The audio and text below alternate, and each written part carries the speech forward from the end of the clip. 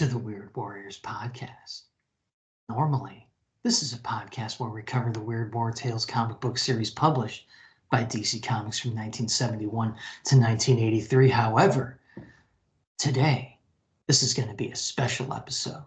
It's Valentine's Day, people, and you know what that means. We're covering a romance comic on the Weird Warriors podcast, specifically Wartime Romances number 9. But first, to get you all in the mood, our good buddy Rich has some retroactive history for you. Retroactive history. Apparently, there is a Comic-Con museum in San Diego. For better or worse, I was in town with my wife, after all, on our 25th wedding anniversary. Speaking of romance, the dates shown on the brochure for the hours of operation are wrong. It was closed the Wednesday we were there. Oh, well, I'm sure it broke my wife's heart. I'd say I get to keep my man card, but I'm about to do a podcast episode about a romance comic book. But while I was in San Diego, I went to the Fort Rosecrans National Cemetery and paid my respects to World War II Navy veteran and WWT contributor Bob Haney. Check the album. The Pearl Harbor National Memorial, USS Arizona. Gift shop sells Sam Glanzman's A Sailor Story. I'll be sure to tell Sue the next time I talk to her. And also, anyone that frequents the FB page knows that I do posts honoring or remembering the creators we've had on the show as the dates of their birth or death come up. You all should know that I also checked said creators' Find a Grave page for additional info for said post. We lost Wayne Howard of issue 53's Something to Die For on December 9th, 2007 at the age of 58. And in the process of checking his page, I was surprised how little info was on it. The photo of his marker is badly covered in lichen, but enough showed through that I was able to confirm that it was his. Thanks to other online sources, I was able to add his middle name, the specific dates and locations of his birth and death, as compared to only the years, a brief bio, a photo of Howard himself, and create a separate page for his wife, Carol, who is listed on the marker but appears to still be alive. It's the least a fanboy can do. And hey, speaking of fanboys, Intel Report, Fanboy number 4, part of a 6-issue DC miniseries in 1999. Script by Mark Vanier, art by Sergio Aragonés, all hail, Jordi Burnett, Marie Severin, and Russ Heath. Finster goes to court for selling a comic book to a minor. It presents the history of the Comics Code Authority, 2 pages of Marie Severin art, and the moral panic around comics, while also talking about how the Nazis burned books in the efforts to keep literature alive. 6 pages of Russ Heath Sergeant Rock art. Title detail: Wartime Romances. Was published by St. John Publishing from July 1951 to issue 18, November 1953. We got our copies as facsimiles on eBay for $10. The cheapest original I found in poor condition was about $100, and the price absolutely skyrocketed from there. 5 of the issues were 4 digits, so good luck getting a complete run of originals. 'Twill not be cheap. Company detail. Yes, people, I, Max, did some research for this episode. I was kind of interested in that. I'd never heard of St. John Comics until Rich picked out this issue for the episode, so I couldn't let that stand. Like, I have to know who all the comic book publishers were. That's my thing. So I looked it up, and here we go, folks. Archer St. John, the founder of St. John Comics, was born in either 1901 or 1904, depending on who you ask, and was the younger brother of famed war correspondent Robert St. John. Archer worked for the Lionel Train Company as their advertising manager for quite some time and edited Model Builder magazine and the shorter-lived Flying Cadet magazine for them. It's worth noting for our purposes that the final issue of Flying Cadet was a full-on comic book featuring, among others, the story of Lieutenant Leela Lang, a female bomber pilot. Archer left Lionel in 1945 after raising $400,000 in startup capital to begin the relatively short-lived publishing enterprise that would bear his family name. While St. John Comics didn't stick around for long, 1947 to 1958, they published a surprising amount of firsts in the comic book industry. Among them, the first fully 3D comic, Three Dimension Comics, #1, 1953, featuring Mighty Mouse. The first proto-graphic novel, It Rhymes with Lust, 1950. Now, for those who want a little explanation on that, it's kind of a famous one. Even I had heard the title before, but I didn't realize it was a St. John Comics thing. The main character is a redheaded woman whose name is Rust. So it rhymes with lust. And it's a bit of a racy little story, but it was published in 1950, so don't get your hopes up. And the first movie comedian tie-in series was also published by St. John with Abbott and Costello Comics in 1948. St. John got into the romance comics racket with teenage romances in 1949. Unfortunately, Archer St. John did not do very well on the private life side of things and was found dead in 1955 post-divorce of an apparent overdose of sleeping pills in the penthouse apartment of his current girlfriend after calling his son to say he was being blackmailed. Archer himself was officially residing at the New York Athletic Club at the time. On a more upbeat note, Archer also worked with the first African-American artist in mainstream comics, one Matt Baker, which brings us rather neatly to the next portion of our show. Cover detail. Art by the aforementioned Matt Baker. 10 cents. Wartime is in black block letters over a red cursive romances on a white background. True romantic adventures in the armed forces is in white in the long leg of the R of romances that runs under the length of the word. I eloped with a soldier is in red block letters along the top of the cover and a black banner. There's a small black heart in one top corner and the logo of a bald eagle flying with a St. John banner in its beak in the other. There are 3 panels on the cover that tease stories inside. Upper left, a blonde whack walks arm in arm with a man in a suit out of a store as a GI looks on. Being a whack on a recruiting tour gave me a chance to do some recruiting on my own. Under it, a blonde in a green coat smiles on a man wearing a suit, tie, and chapeau in a department store. I was faithful to my soldier fiancé until I discovered what a cheat he was. The main panel taking up 2/3 of the cover shows, guess what? A blonde wearing a red jacket and blue dress leaning against a railing in an elevator, smiling in a GI uniform. We're stuck between floors. We'll just have to wait here until the repairman fixes the elevator, she exclaims. But a thought balloon says, I could be fired for pushing the emergency stop button, but this is going to be worth it. Cover date, September 1952. Killjoy was here. This might be a retroactive history self-own. I've said in the past that service members shouldn't be wearing their covers indoors, like the GI on the elevator. We don't today, anyway. I think I've killjoyed that for these period books, but decided to do some research for this episode, looking for photos of USO indoor canteens where service members frequented on their downtime. Half the photos I found had the soldiers in ceiling wearing their caps. Maybe a reg changed. When I wear my World War II uniform, I take my cover off inside, but that could be a reflex to current regs. Whatever. Onward!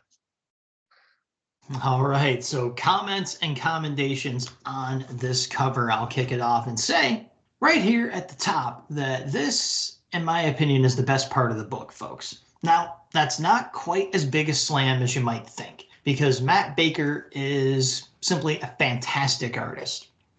And the proof is all on display right here. We have a 3-panel cover, complete story detail blurbs in 2 of those panels, a full word balloon and thought balloon in the other, all representing fully illustrated, complete with background scenes, with each and every character engaged in clear and communicative acting and their body language and facial expressions, all all of this without being the least bit confusing or crowded in appearance. The drawings themselves are all on point as well, with the required attention to clothing and hair renderings in a romance comic being more than aptly addressed. All of this with the title logo, which is great too, taking up about a third of the real estate. It's just top-notch stuff. I'd love to know how true these romantic adventures in the armed services really are. I'm not familiar with Baker's art, but his style is, classic 1950s. A bit of a stereotype for all the women to have short blonde hair, too. Uniforms look good. Like the backgrounds. All right, let's get this party started. We're over 2 pages into the script, and we haven't even gotten to the first story. We're going to get to one. We're going to get to one right now, and this is special for me, and likely special for all of you, in that it's a text story that kicks off the issue. And guess what, folks? I actually read the thing, and I wrote a little something up for it too. It's called Unfaithful Heart. It starts on the inside front cover and ends on the inside back cover. I wrote a synopsis, so don't worry, it's a quick one. This is one of my synopses, people. So let's see. We have a young woman who is psyched that the boyfriend she's gotten bored of has been drafted so she can start seeing other guys immediately after he's carted off. She's been wanting to hook her wagon to a guy with more dough at his disposal anyway. Her fling fizzles, and she resorts to throwing herself back at her old discarded beau when he comes back home on furlough before shipping out overseas, because she's been labeled a tramp by the townies. All is forgiven, and the two shall now be married. The end. Jack Egan, Eddie Powers. What girl wouldn't throw herself at studs with those names? A woman who thinks the grass is greener on the other side of the fence? Bah! I wonder if this will be a theme that's carried forward in the pages to come. But hey, mark the date. Max actually read a text piece and wrote a synopsis for it. Who are you and what have you done with my battling bro? I've been sick. So here we go, man. The message here is settle for what you got, young women. Don't go getting ideas about your own needs and wants, you gold-digging dames.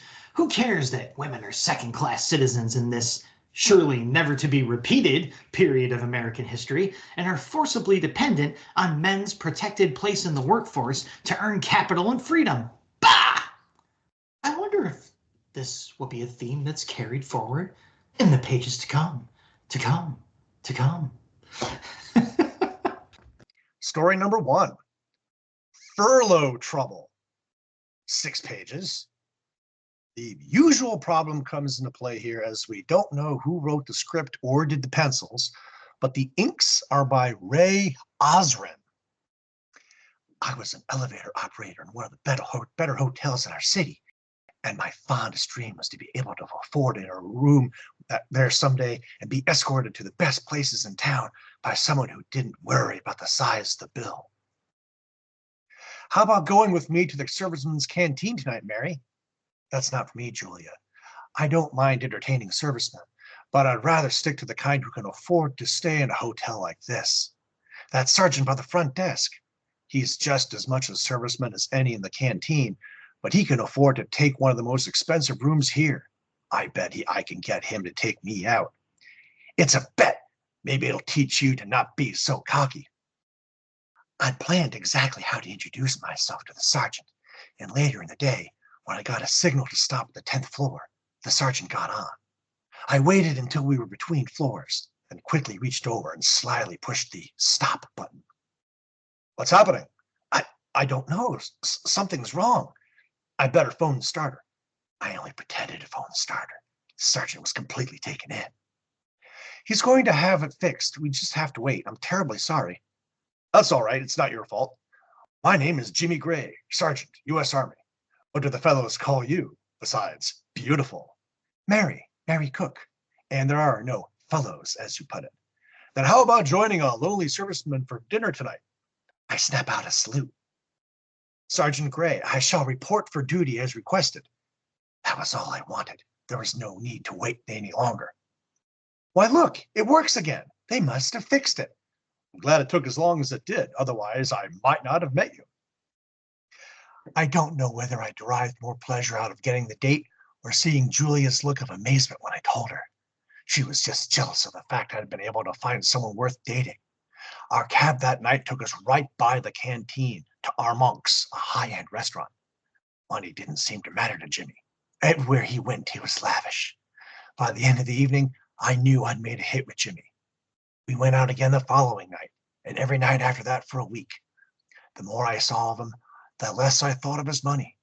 I really liked him for himself. I knew I was falling in love with Jimmy and felt he was falling in love with me. One morning, Julia pulled me into an open elevator in the lobby to have a private chat. The sergeant you've been giving the runaround seems to be a pretty nice guy. Why don't you let up and give the sucker a break?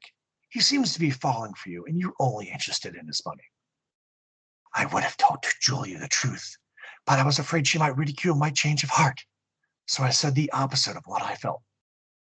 You're absolutely right. If Jimmy Gray didn't have money, I wouldn't look at him twice. What's wrong with a girl looking out for herself? I was horrified to see Jimmy suddenly appear in the elevator door.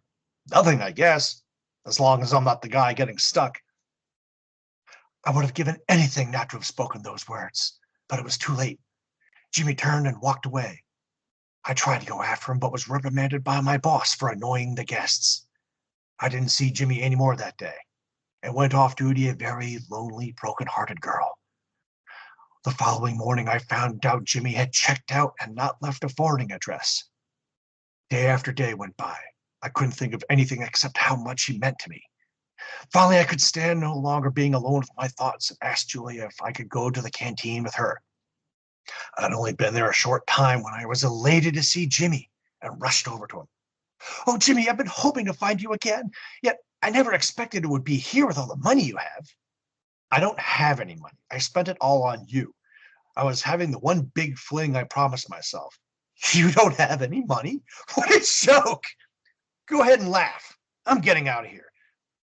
It took me a full minute to realize he'd left, and by the time I reached the street, he was gone.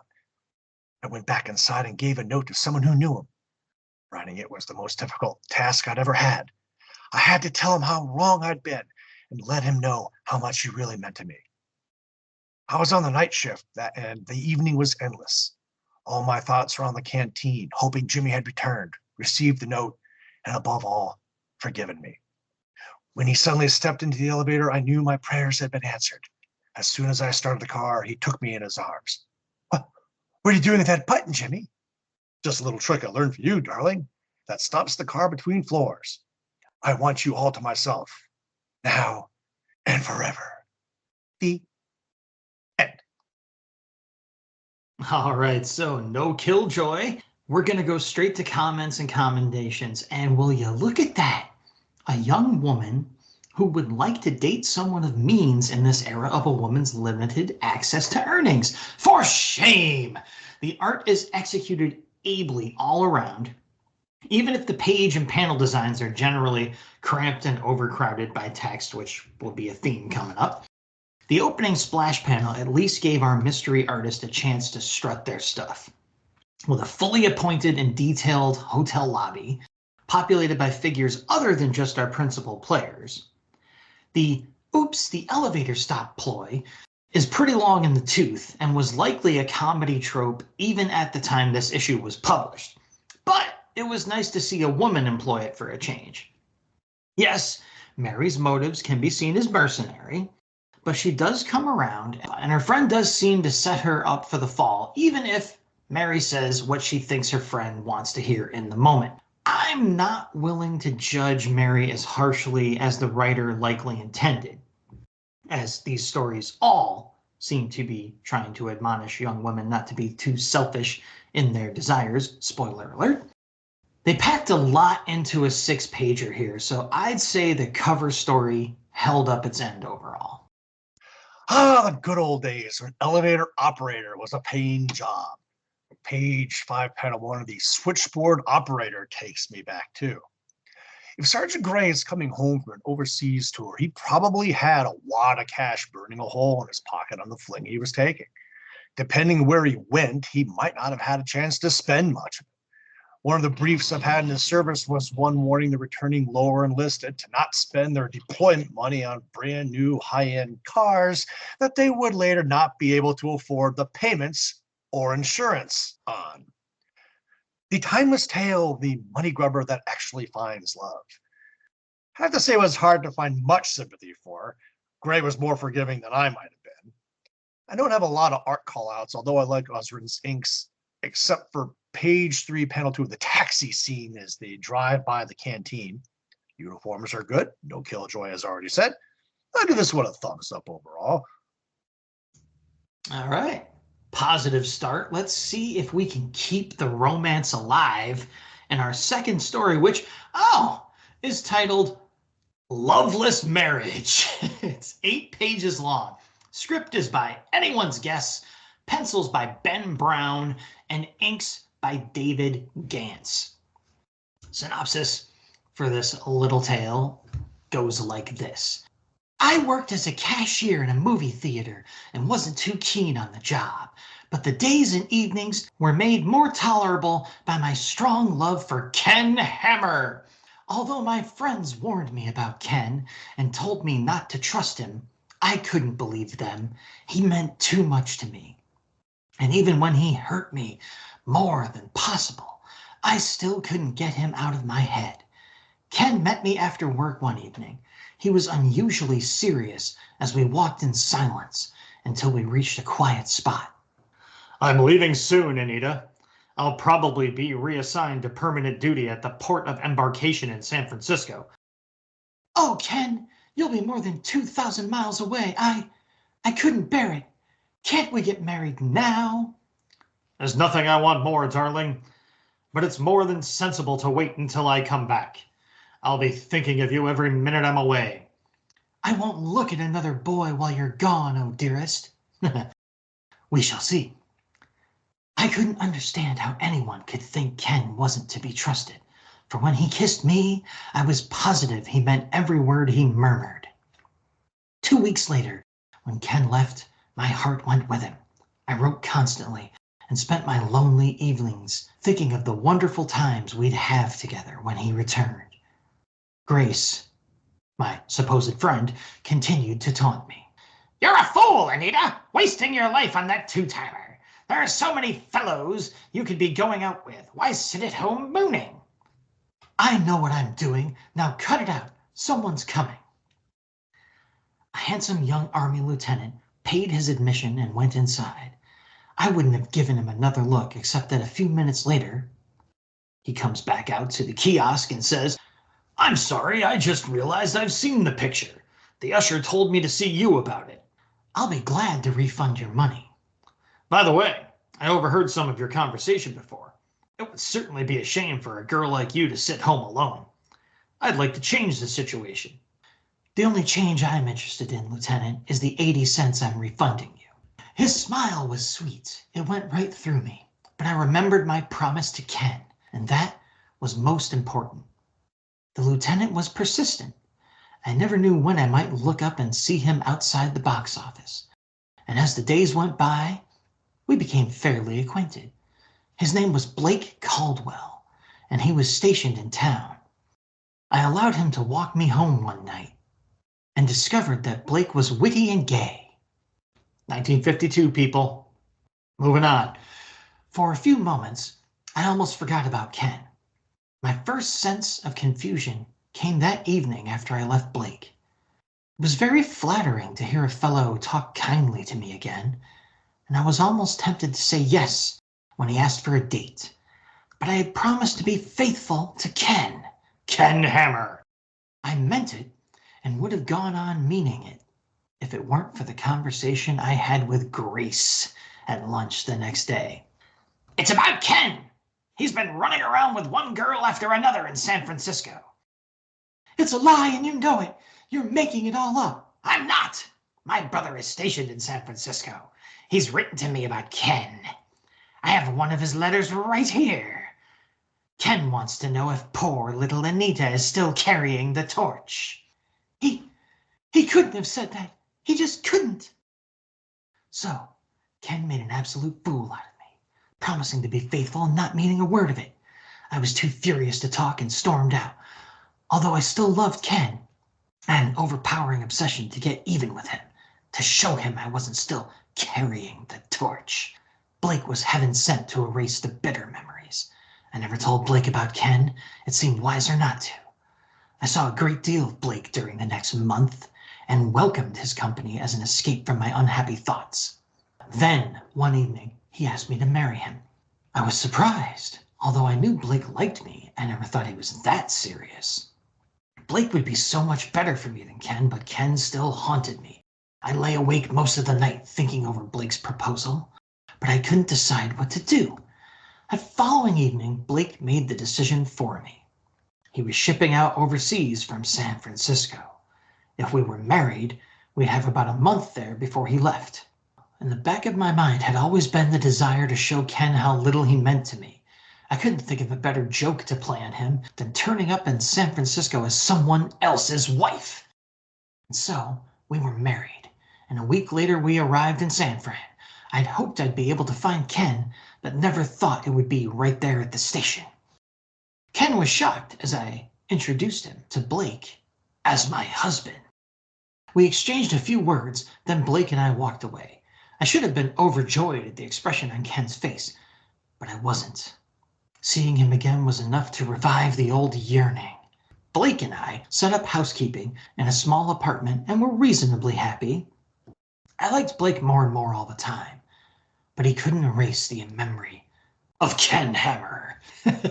Now that I was so close to Ken again, I found myself looking forward to Blake's departure. When the day finally came, I was more sorry about losing Blake than I'd expected. He'd grown dear to me. Good thing since you married him. And I felt I should be faithful to him.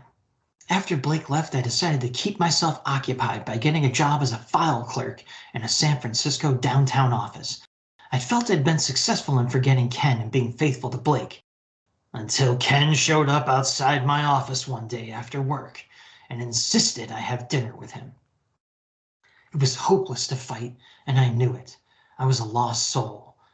I forgot about Ken's broken promise and thought only of the quickening of my pulse when he put his arm around me. Blake was becoming a dim memory. Before I knew it, I was dating Ken every evening. All the anguish he'd caused me was forgotten. I only felt occasional twinges of guilt. But I had to be constantly reassured of Ken's love. He'd said he'd marry me in a minute if I weren't tied down already, and my thoughts turned to a divorce and the bliss of being Ken Hammer's wife. I found myself berating Blake for our marriage. Entering into it on my part despite Ken was now standing in the way of my happiness with Ken. If only there was some way out right now. My escape came sooner than expected in a horrible way. Early the next morning, when I received a telegram. Blake had been killed in action, body not recovered. I was stunned by the news. But as the day passed and the first shock wore off, I realized I was free again. I could marry Ken. Late that afternoon, I phoned him. Ken acted strange when I told him the news, and was quite distant when we met in the park. He didn't greet me as before. When I said that now, at last, we could get married, he replied, "Let's not rush into it. It wouldn't look right." Days and weeks went by. Ken continued to avoid setting a date for our wedding. "Darling, let's not go on like this. It's been 2 months now. There's no reason we can't get a license." I wish you wouldn't keep mentioning it all the time, Anita. Aren't we happy now? I'm starting to think you don't want to marry me, that you never did. The first time you talked about marriage was when you were leaving for San Francisco, and the other time was when I had married someone else. Now that I'm free, you want to avoid the subject. Why? Because I'm having too much fun out of life the way it is. Why spoil it? Why? You're just what people said you were, a cheap playboy, lying to me about getting married, never meaning a word of it. Take it easy. You're not much of an angel either. Not after the dirty trick you played on your husband. His words really hurt. I had no comeback as I walked away. I had been a heel as far as Blake was concerned. I was a lonely and unhappy person when I went back to my apartment. I had nothing left. My life was empty. I had thrown away my chance for real love in my stupid infatuation with Ken. More than anything else in the world, I wished I could have another chance to make things right with Blake, to make up for the lie I'd lived with him. But he was gone forever. I turned the radio on in time to hear the announcer start to read a list of prisoners of war taken by communist forces in Korea. It was wishful thinking, hoping to hear Blake's name, and I didn't pay much attention to the voice droning on until I did hear Blake's name come over the airwaves. Tears streamed down my cheeks. Blake was alive, a prisoner of war. Eventually, he'd be coming home. I was going to get the second, third, fourth, I don't know, chance after all, and this time, nothing will keep me from being true. The end. No, Killjoy. This is a romance comic, and spoiler alert, this is the only story in the book where someone actually gets kissed. But it's a good one. Page 2, panel 2. Yeah, boy. Anita saying she wouldn't look at another boy while Ken was gone rubbed me wrong. How about man or guy? Blake is dating Anita for 1 whole month before popping the question? What took so long? What better joke to play on Ken than to show up in San Francisco as someone else's wife? You know, I was really sympathetic for Anita until she did that. Then diving into the arms of her ex and planning a divorce while hubby is fighting in Korea? Then you want to get married to Ken the day you find out your husband was killed in action? I have a word for you that Martin Gray wouldn't like very much. Several of them, in fact. And you're not guaranteed your guy will be coming home. 38% of U.S. prisoners died in captivity from starvation, torture, illness, and other causes during the war. So fingers crossed that Blake will be one of the 62%. Go take a long walk on a minefield. Oh, and screw Ken too. Jody making a play on a fellow serviceman's wife while he's in a combat zone. Okay, to the story proper. Mystery Man did a good job crafting Anita's overpowering love for a man not worthy of it. The heart wants what it wants. We all have 1 or 2 on our resume that you couldn't explain the power of. Liked his little zing of, the only change you're getting is this 80 cents. She drops on the LT on page 2, panel 6. Anita is a strawberry blonde that wears red in every panel of the story, except for when she's on duty in the box office. Odd choice by the colorist. The team of Brown and Gantz is solid. Callouts. Page 4, panel 2, outside the theater. Page 6, panel 3, the outside dining scene. The lighthouse, dock, and boat in the background. Table setting is nice. Page 7, panels 3, 5, and 6.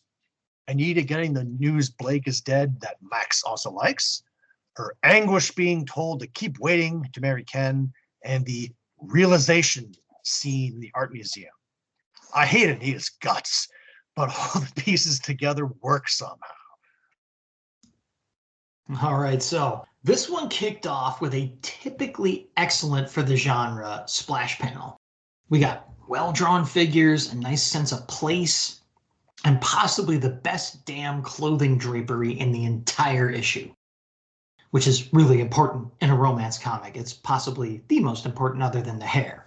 The art is really well done throughout this story, and it's a good thing, as that's the only thing that even barely managed to get me to the end of this story. Some other stories in this issue deserve more space, but this one I felt should have been a 2 or 3 pager. I would have kept the final panel exactly the same, except I'd add a caption in the gutter below the panel saying, "Surprise! Blake dies in captivity and you die alone! Next!"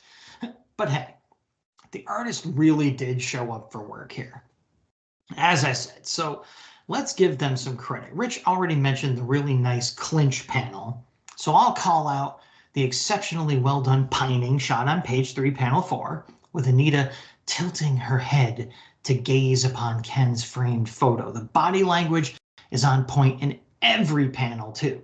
So I'll just stay on that same page and focus on the final panel featuring Grace and Anita's varying postures and expression as they discuss news of Ken's conniving and cavorting.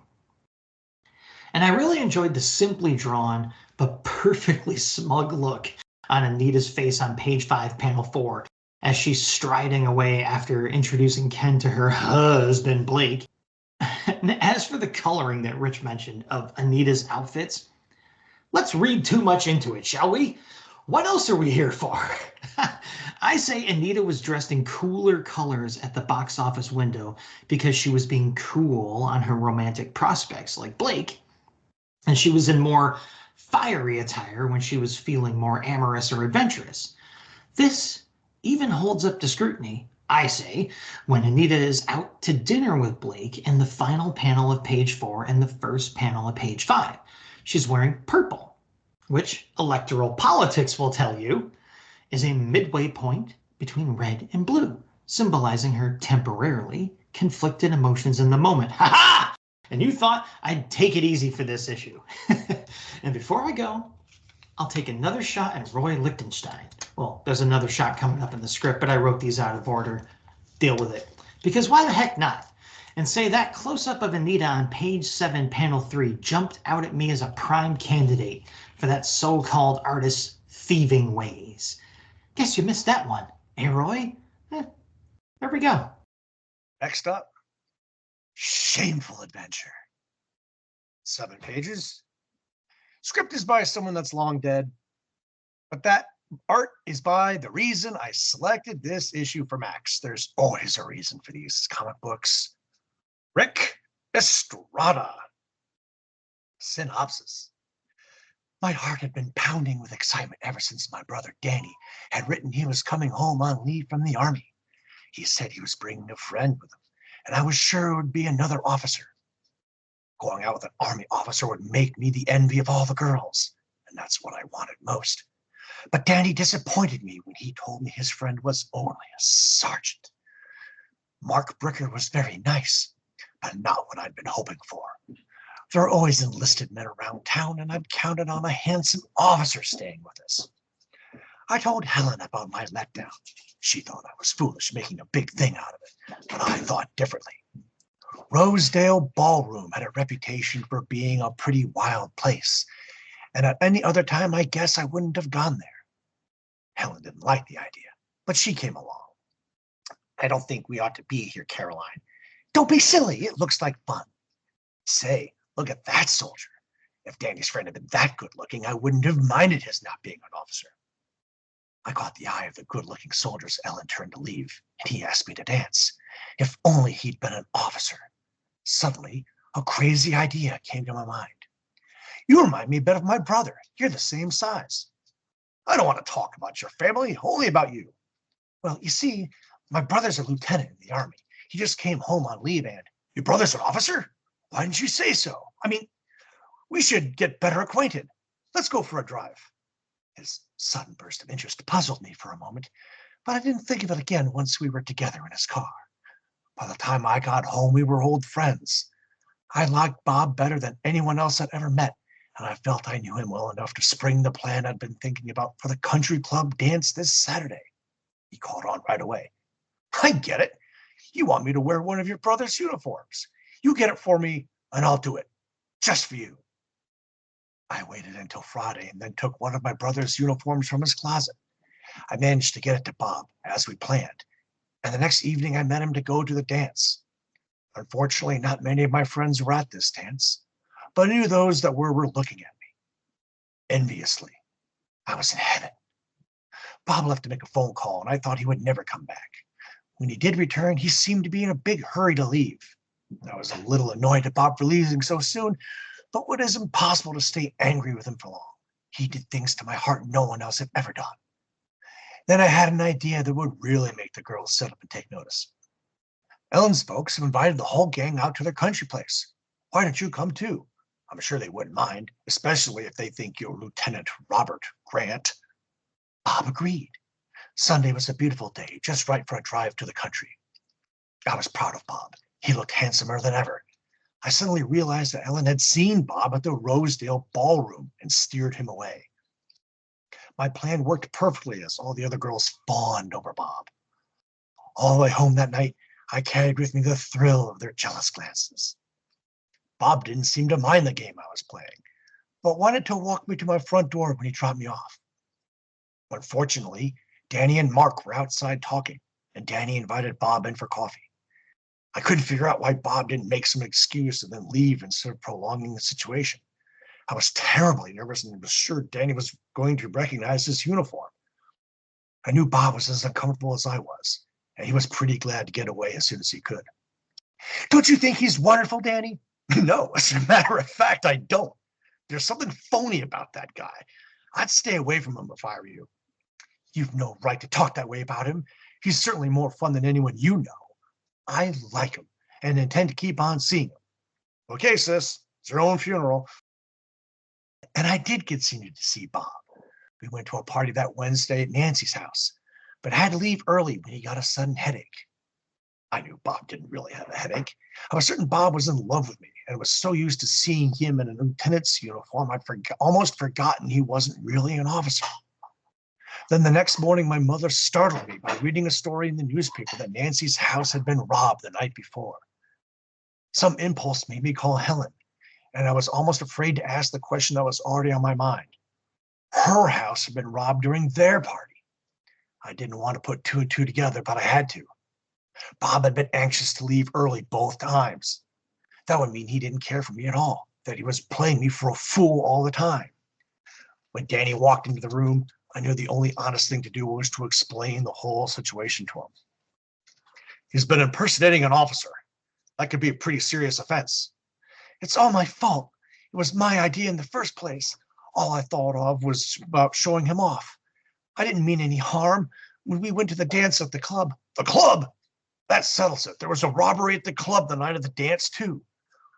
What can I do, Dan, to make up for the harm?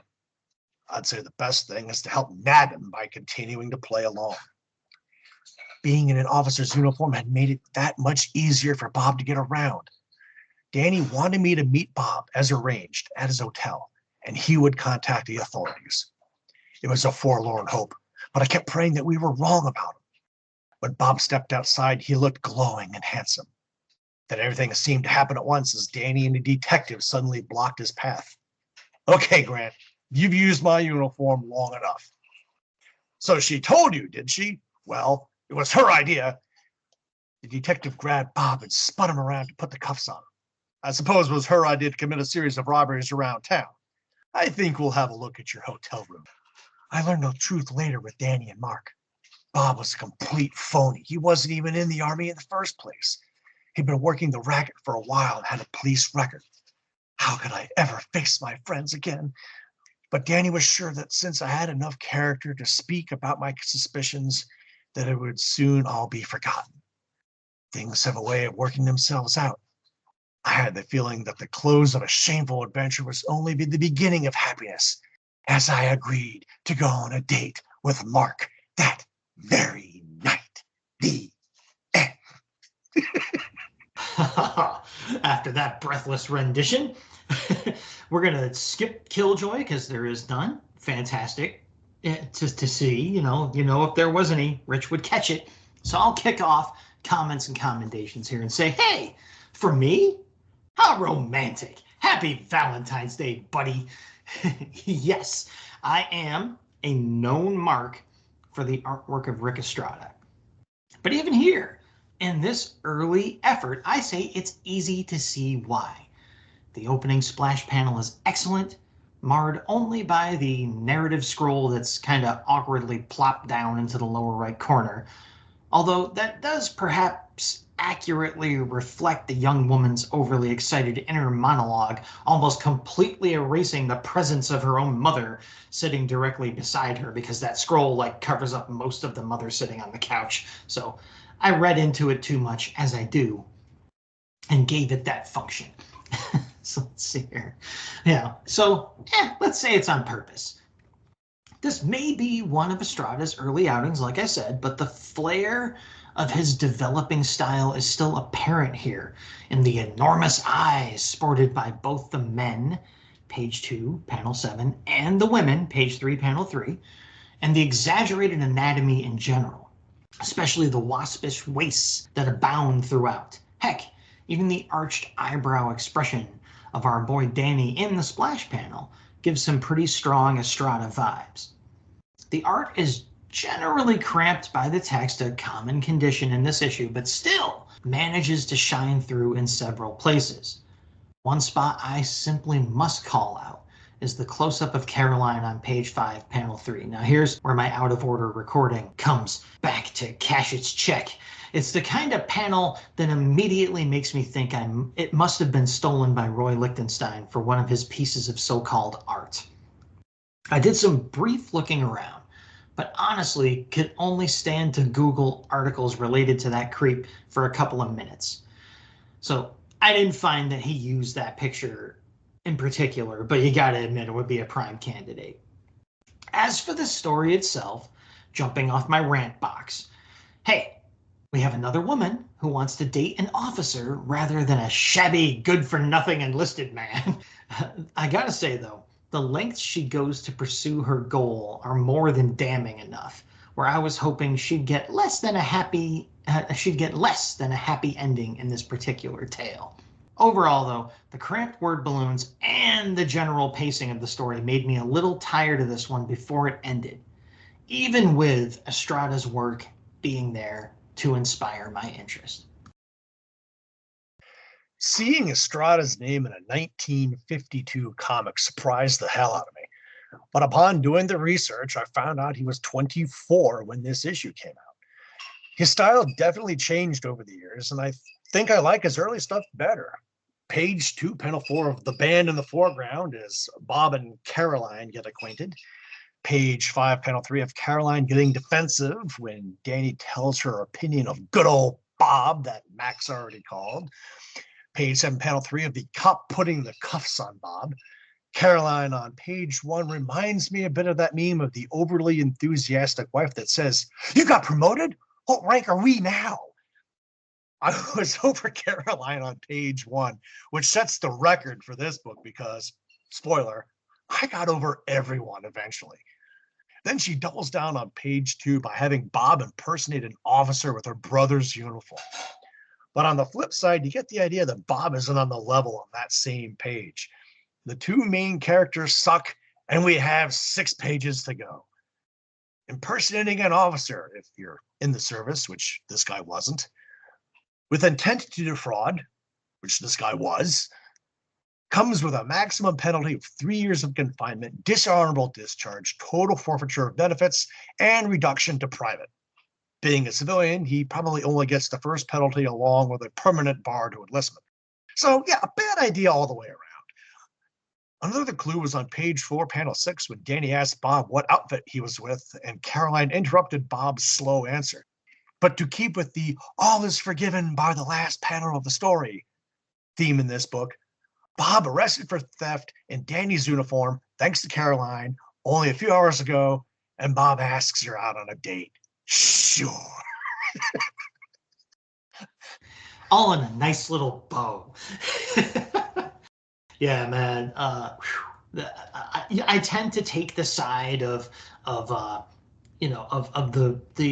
underdog in these historical comics, like, the position women were in society and all that. But man, yeah, I couldn't really stick by our girl in this one. That's pretty crappy. So let's see what crappiness awaits us ahead in a rather short story. So, take comfort in that, people. I won't be talking at you for too long. This one is called I Tumbled to Temptation. It's only 2 pages long. Script is by who the hell knows. Pencils, though, are by our cover artist, Matt Baker, and inks by our guy who we also know the name of from this issue, Ray Osrin. Our synopsis goes a little something like this. My constant dreams of a successful career and a thrilling romance blinded me to the better things that life could offer me, ignoring common sense. I plunged recklessly toward the wrong goals. When I awoke to my predicament, there was no way to escape without giving up all my selfish gains. Late one afternoon in the office where I worked as a billing clerk, my boss's secretary divulged a secret. I'm quitting my job next month to be married, Helen. I suppose you, Jane, and Doris will cut each other's throat to win the promotion. Mr. Farrell hasn't decided which of us is to take your place, Marjorie. I hope you put in a good word for me. But Marjorie was shrewd. By showing no favoritism, she received shower presents from all three of us who hoped to succeed her. Thus, to hurt my rivals' chances, I went in early and destroyed their shorthand notes and accidentally filed away the cost sheets on which they were working. I saw Johnny, one of the accountants, while I was doing it. He had been interested in me since my first week in the firm.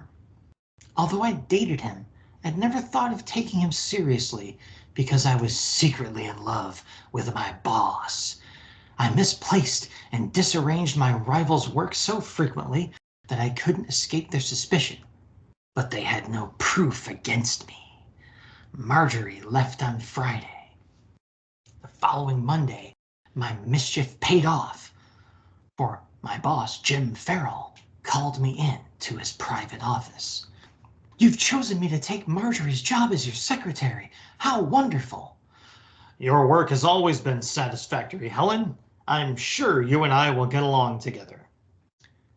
Doris and Jane stirred up hostility against me, but I was sitting on top of the world and let the other girls know I didn't care what they thought about me.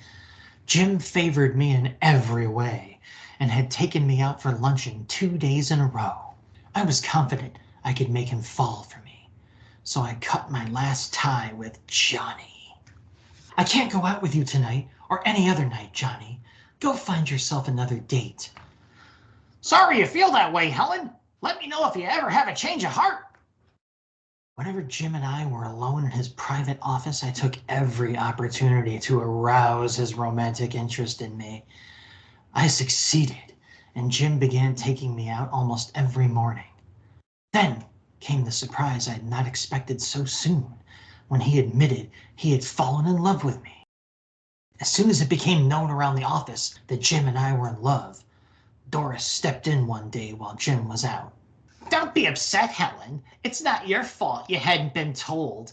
Jim must have assumed you knew he was married and separated from his wife. Is that really the truth? Jim wouldn't deceive me. He must have thought I knew. Without a word to Jim, I turned the problem over in my mind and came to the only sane solution. At 5 that afternoon, I explained my decision to him. There's no other way. I mustn't see you anymore. I'm resigning. I hope you give my job to Doris. I'm sorry, Helen. I assumed, of course, that you knew about me. I'll speak to Doris in the morning. I was sure I was going to cry as I left Jim's office, but my eyes were dry when I stepped outside. I was startled to find Johnny waiting for me. Jane had tipped him off.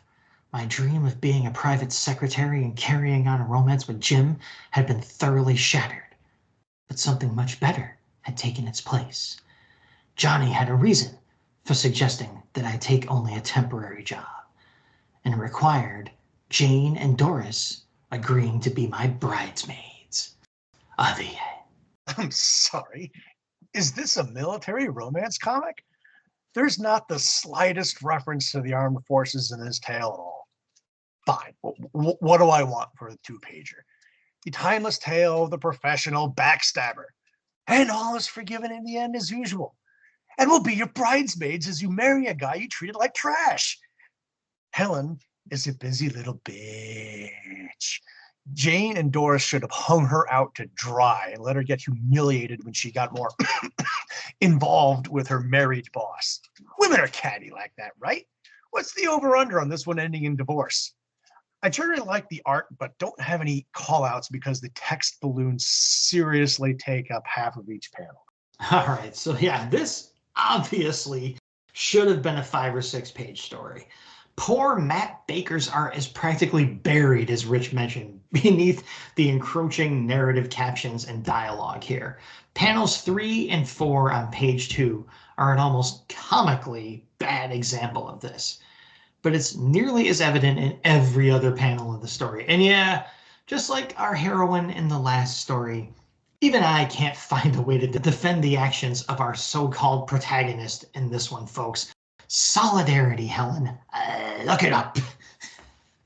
So let's see if we find a more appealing or more sympathetic protagonist in the next story, huh? What are the chances? Last story. Here we go. No scruples. Spoiler alert. 8 pages. Script is by some mystery writer. Art is by Ric Estrada again. I joined the Wax because I was tired of my life in Bouville and I wanted to travel, but I was disillusioned after being stationed for 7 months in a small town. None of the fellows were interesting, and I was beginning to think I'd have been better off if I'd stayed at home. I'm pleasantly surprised when Captain John Berkeley is assigned to the post. We know each other from Bouville and make plans to catch up at dinner that night. But my initial cheer is suppressed when John tells me over that dinner that he won't be staying at the post long. He has a special job coming up, a recruiting drive. He'll be making a tour of the country with selected WACs and GIs to acquaint civilians with life in the Army. The information saddened me until I thought of a way to turn it to my advantage. I'd begged John to take me with him as one of his WACs. Then I could have a good time and travel too. John said he'd try to fix it up. Although I didn't hear anything definite during the next few days, I was so sure of John I couldn't restrain my high spirits.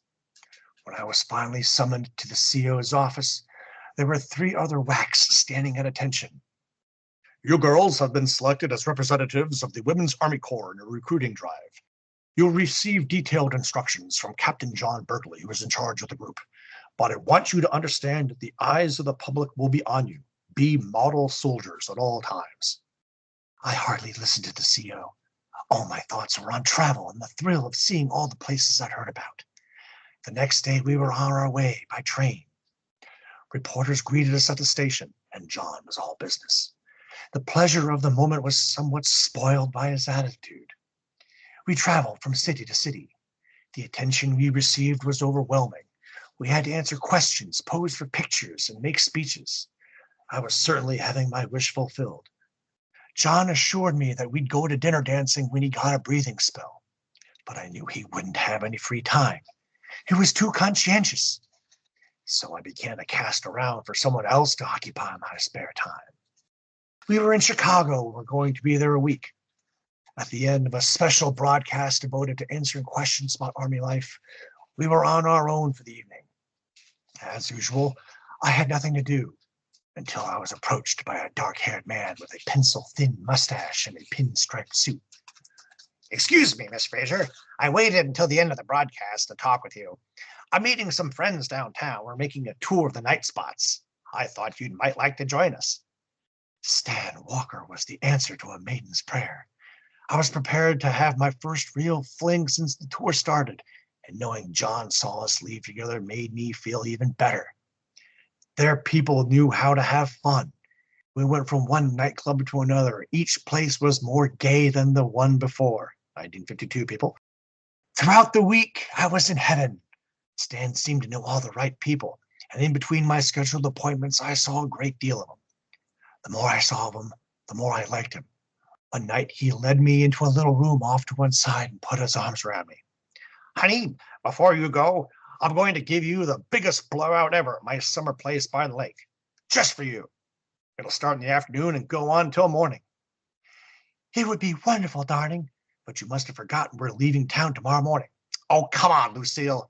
You're not switching from party girl to Girl Scout all of a sudden. Let the rest of the group go.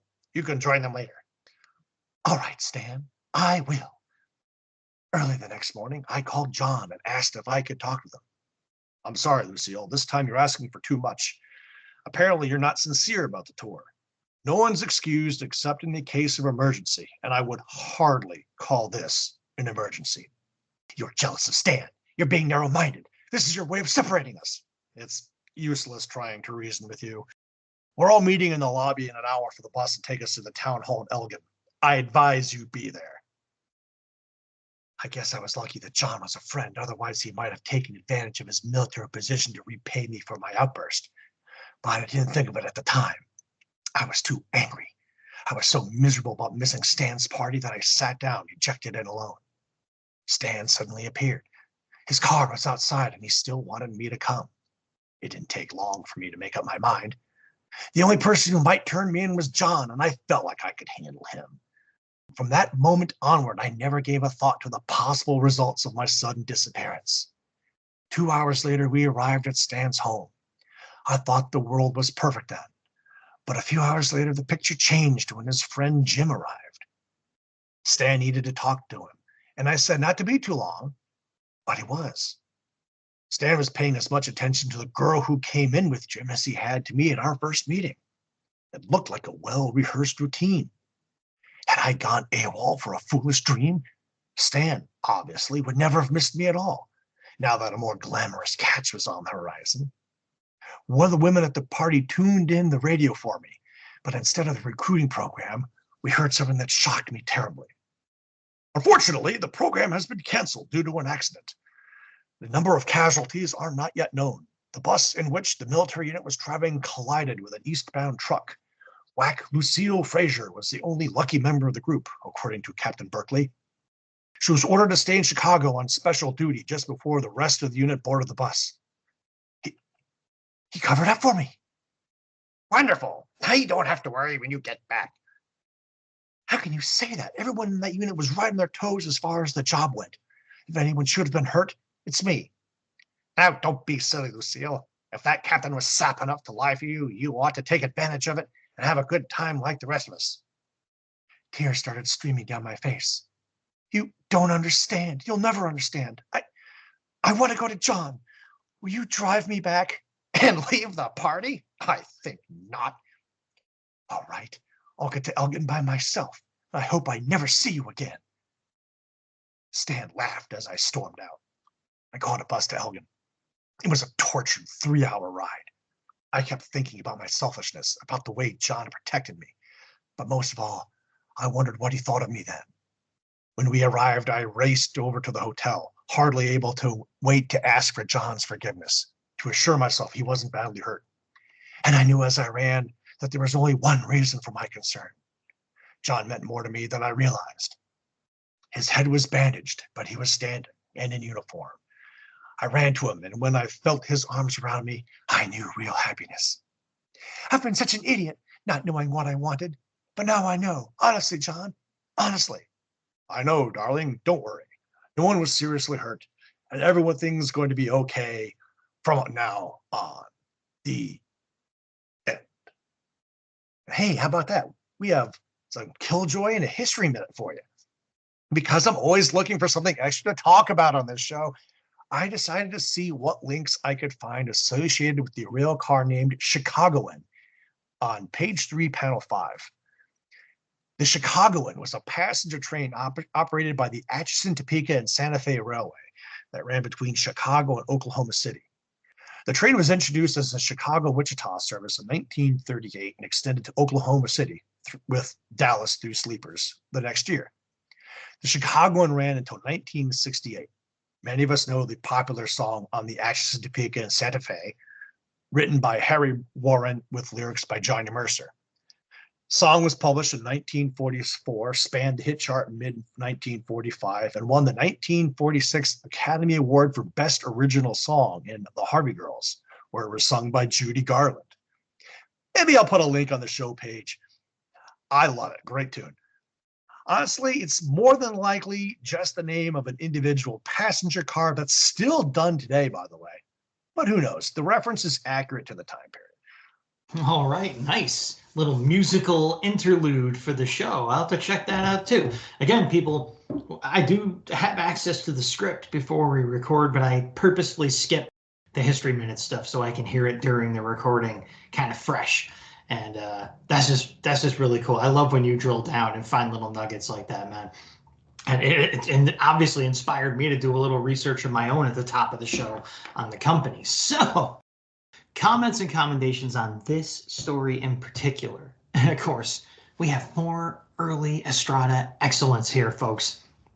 The sky above the elegantly scripted title in the opening splash panel is a bit empty, but Estrada makes up for it right below with a nicely detailed bit of fluffy cloud cover and a nice bit of scene establishing background work to boot. Whether it's ode to the 8 pages of real estate or not, the writing gives more room for the art to breathe in these pages.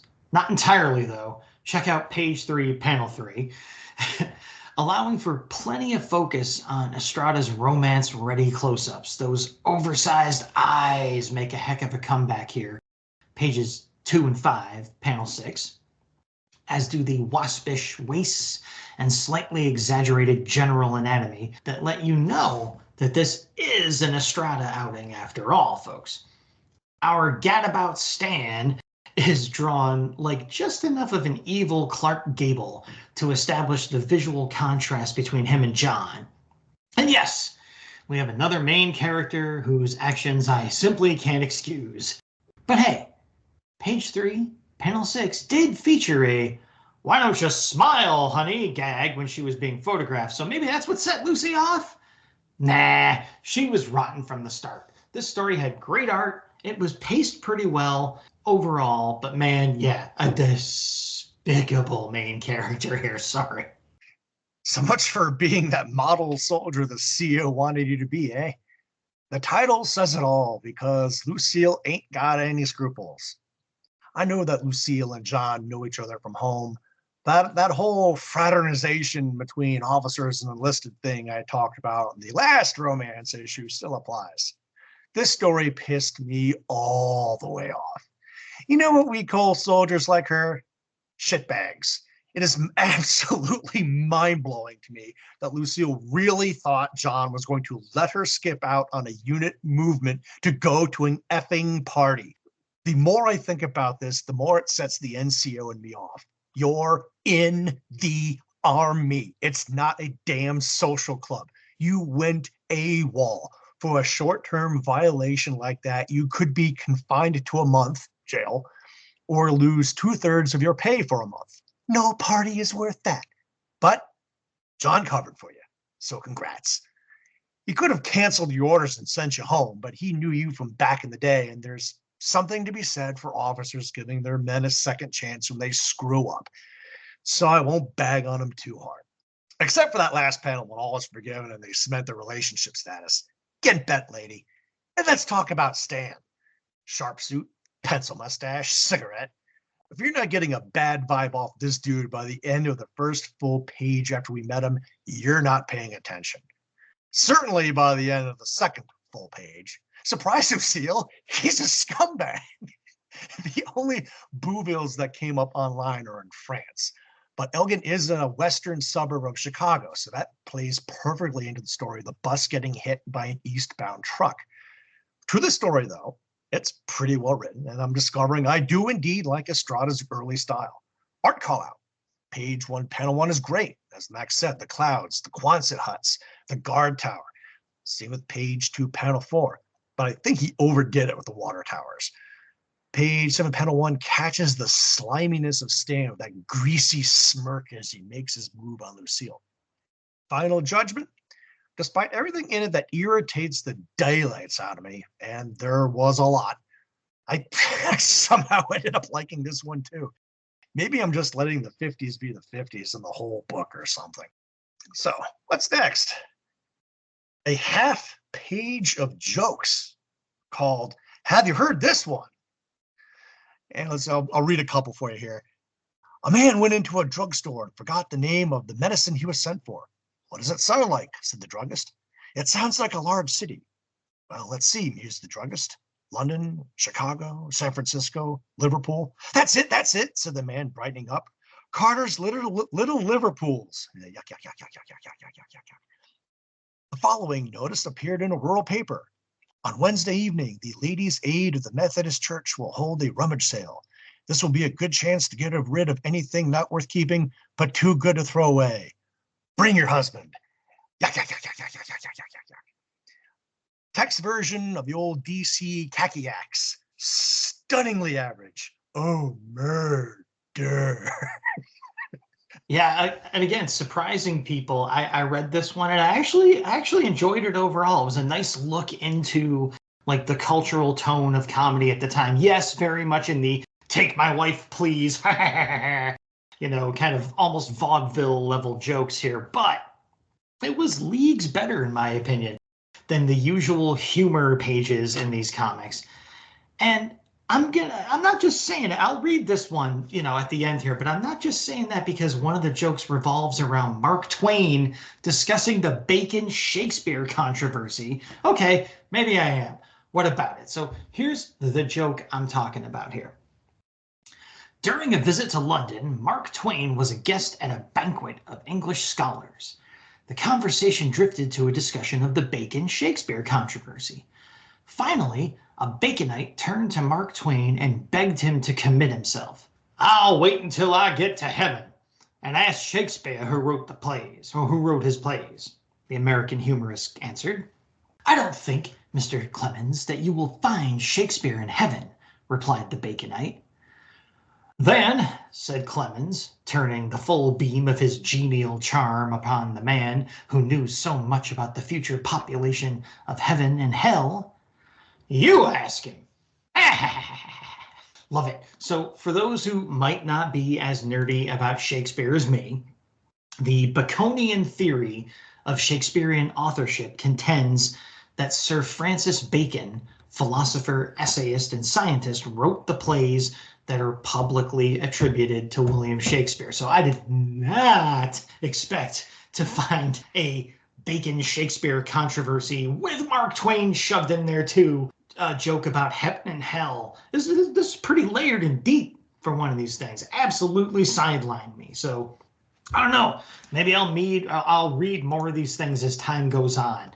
I doubt it, but maybe. Okay. So there are only 2 ads in this issue. There's 2, ads in the entire book. There's the draw me, copy this girl ad on the back cover and a half-page make money selling greeting cards ad under the half-page jokes we were just raving about, or at least I was raving about it. I really enjoyed it. So even though I've said all that, we're skipping the ads this time. And Rich is going to take us into our next section, which is called, got any last words? Glad we have no ads or letters page this time, because these romance books are script writing intensive. 17 pages of script. Gotta say the title Wartime Romances is a bit of a misnomer for this book, since Korea is mentioned in only one story, and one story had no military reference at all. One of the best things about these old books is the language used in them. Words that have taken on different meanings and phrases that aren't used anymore. Don't sit at home mooning. Each play was more gay than the one before it, etc. Every headlining woman in every story in this book is a real piece of work, as is one of the guys they pine for. I don't know if I've ever been so frosty over a book during our entire run. I liked and hated every story in this book for one reason or another. I'll give it a thumbs up overall, but it's in 3rd place of the 3 love comics we've done so far. Favorite story? Which one did I hate the least? I guess I'll go with Loveless Marriage, maybe because of the Korea tie-in. Ask me tomorrow, maybe it'll be furlough trouble, and so on and so forth. Okay, so the first of my last words here is going to be about the physical copies of the issue that Rich and I use as our reference material for this episode. That he mentioned at the top that we ordered on eBay there. Overall, the facsimile reproduction was fine. That the cover was made of the same stock as the internal pages and felt overly flimsy. Sure, a real copy of the old comic would be in far worse shape, and as Rich said again, would have set us back a lot more than $10. But there was something else that stood out to me about this particular printout. The fact that it is a straight up printout. If you go to comicbookplus.com and look this issue up, you will see the seller took the exact PDF hosted on that site.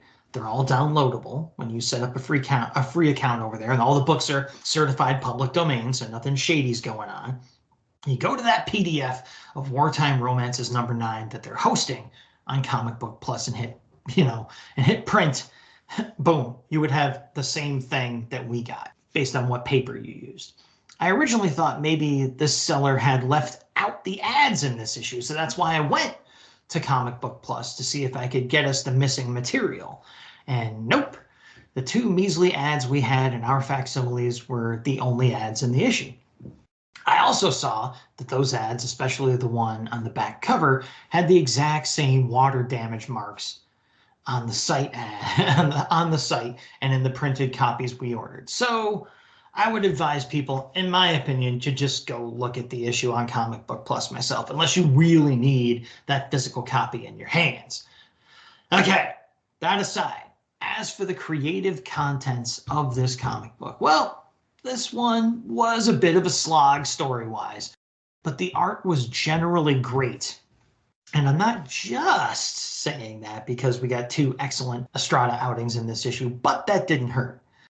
I think I had the most fun reading Shameless Adventure, as that had the most ridiculous story and title of the bunch. I'll just give it that, okay? Say, DC already publishes adventure comics, so since this book's in the public domain, maybe they could launch Shameless Adventure Comics as part of their recently revived Vertigo imprint. Hey, I'd check it out. All right, so that's the last words, people. We're on to the very, very end of the show, which we call the scuttlebutt of this special holiday episode of the show. And here's where I mentioned to you, as I mentioned to you every single time, that we have an excellent Facebook page run by my esteemed co-host Rich, the lifeblood of the show, Mr. Rich over here, who runs an incredibly cool Facebook page where people participate. And, you know, there's a lot of conversation going on over there. There's a lot of content that has, you know, nothing to do with the episodes in particular, provided by your good buddy Rich. So go to Facebook, to the Weird Warriors podcast page, and have an awesome time. And while you're having that time, while you're having that fun over there, think about giving back to the show, and the show will give back to you. If you go to redbubble.com and you look for the Weird Warriors podcast, you can get our amazing logo that was drawn and designed by Bill Walco of the Hero Business and of Archie Comics fame. You can get that logo put on anything you find at redbubble.com. And if you take a picture of that excellent piece of merchandise and send it to us on Facebook Messenger over at the Facebook page for the Weird Warriors podcast, you will get a Sam Star back. Okay? You know what a Sam Star is. If you don't, you'll find out, and it'll be awesome. Okay? So that's it. We got a Facebook page. We got merch. Anything you buy at redbubble.com goes to paying our storage fees for these episodes of the show so they can stay online forever. All right? And like I said, the show will give back to you if you give to it while supplies last. Okay? So that's it from me. I'm done jabbering at you for the most part. But like I said, someone in the show likes to give back to you. And here he is with even more to give to you. It's a teaser for our next episode of the show. Weird War Tales number 62. Do you know what this means? Against all odds, we've made it to the halfway point of the title run. Ankle biters, thanks for nothing. And to celebrate, the most robust intel report by far, featuring a published letter to the editor by yours truly. 2 of them. Be here for the celebration. Gotta admit, that sounds pretty cool. And yeah, I'm just as surprised as anybody else that we made it to the halfway point. And again, you don't have me to thank for that, people. You have Rich, who keeps me on task and keeps me from walking away with my ADD fueled, hey, I started something. That was fun. Let's quit it immediately thing that I have going on for, let's say, my entire life. All right. So I can't wait because I have no idea what is in these letters. I'm sure Rich might have even showed them to me in the past, but I forgot that before he was done reading it to me. This goes back to the 90s, so I assure you that I probably did tell you, but that was 30 some odd years ago. And with you, that was. Oh yeah. That was gone by the time I got back home that night. So anyway, That's people, not long, huh? maybe I was having a good day. So that's it, folks. That is our third Valentine's Day special. We went over a mostly military war romance comic with you guys from 1952, and I can't wait to do it again next year. As much as I say these stories were kind of a slog, I still have a blast every time we do this. So that's it for the show, people. And this show was, despite all appearances, the Weird Warriors podcast. Rich and I, who are we? Well, we're the Battling Bros. We're the Weird Warriors. And as I mentioned, this is the Weird Warriors podcast. And this is a podcast on which we promise this time around to make love, Not war.